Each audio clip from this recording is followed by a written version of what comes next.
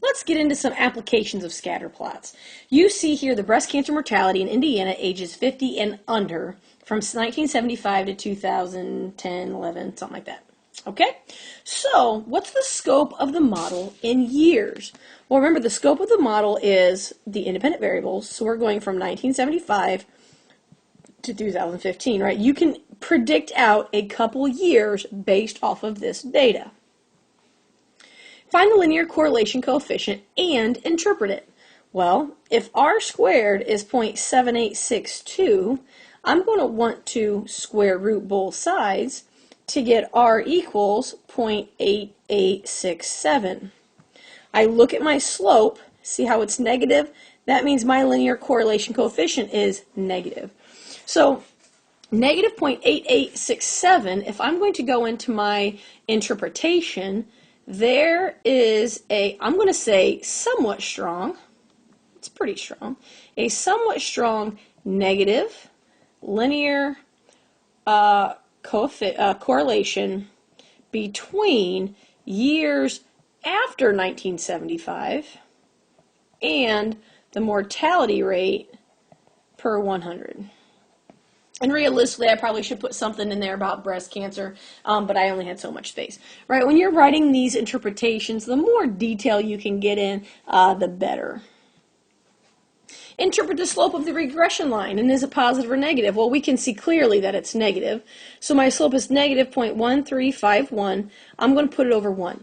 Now remember, the numerator represents the mortality rate, because that's the y values, and the bottom is years after 1975.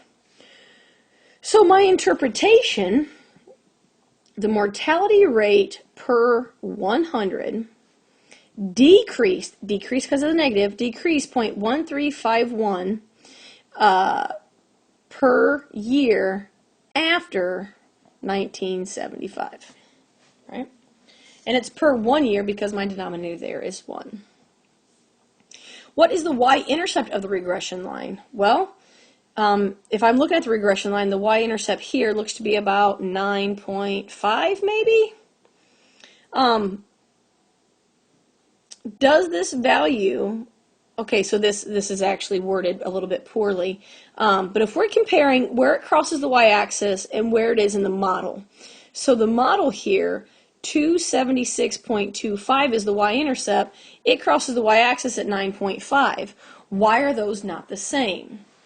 Well, remember that this is for when x equals 0. Here, x equals 1975. These two values are very different. So when x is 1975, the value is 9.5. When x is 0, the value is 276.25. And I talked about that in a previous video called Shifting Intercepts, if you would like to watch that to gain more understanding.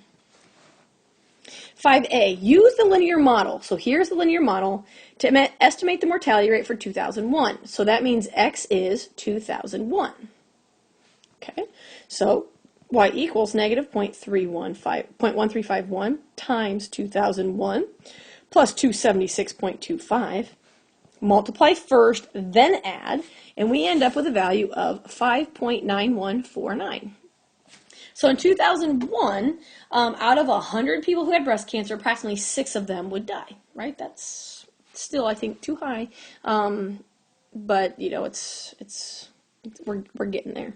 So 2001 would be this dot here that I just dotted here in blue. And the dot is the actual, where the trend line is the estimate. So this was the estimate. How does it compare to the actual? The estimate is lower than the actual, which is even sadder, right? Because the trend line is below the dot, and therefore the estimate is lower. Oops. Use the linear model to predict the mortality rate for 2015. Okay, so x is 2015. So y equals negative 0.1351 times 2015 plus 276.25. I multiply first before I add, and I end up with 4.0235. So we would estimate to be, you know, right around here. Will it be accurate? Hopefully it's in the ballpark. It'd be great if it was less, but remember the trend line is an estimate, right? It's still an estimate. So it could be close, but that doesn't mean it's going to be perfect. And estimate the absolute change. Okay, from 1975 to 2010. Now, I'm using actual data, right? So if I look at, I'm using the dots. So this is the dot for 1975. I'm going to estimate that to be 8. And that's for 1975. And for 2010 here, I'm going to say that's 5. Old, new. We know that absolute change is new minus old. So for 2010 is new, so 5 minus 8 is -3. So out of every 100, 3 less people are dying than what they did in 1975, right? That's kind of an interpretation. Now, relative change is new minus old divided by old. So I would take 5 minus 8 divided by 8. -3 divided by 8 is 0.375, or a -37.5%, right? Let me write that over here, -37.5%. There's my relative change. Okay, so what change would you go? So remember, absolute is -3, relative is -37.5%. If you are trying to implement a new treatment, now if you're trying to implement a new treatment, you need to prove to people or show people that what we're doing now is not working. In that case, I would use the absolute change. Really, in 35 years, we've saved 3 people, right? That's it. That's 35 years of research and work, and you've only saved 3 people, right? It shows that our data is not working. It's not working.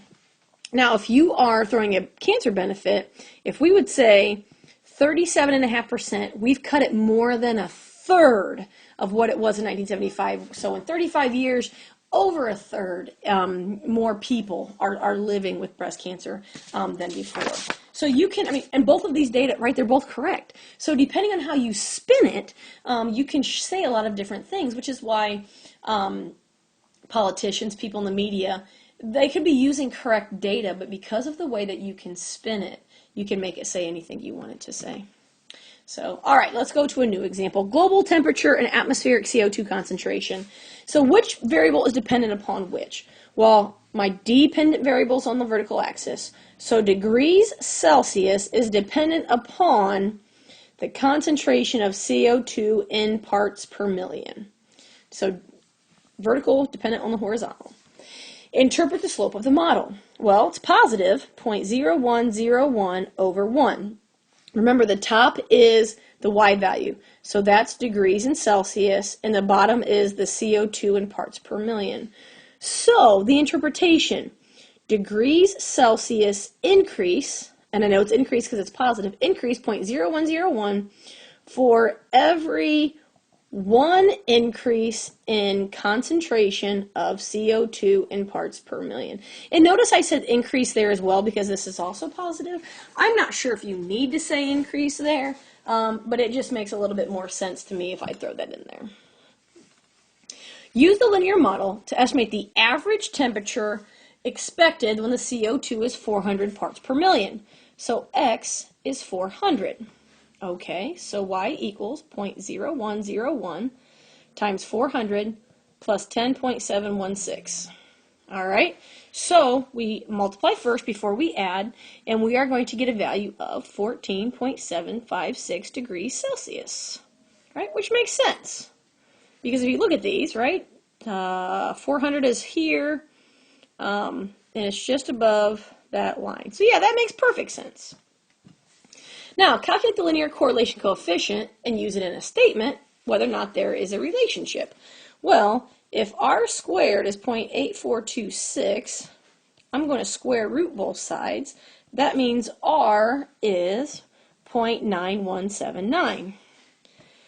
So there is a strong positive linear correlation between degrees Celsius and CO2 in parts per million. And of course you would write more, but because I have limited space, that's just what I did, right? But it's positive because it's going up, right? Our slope is positive, and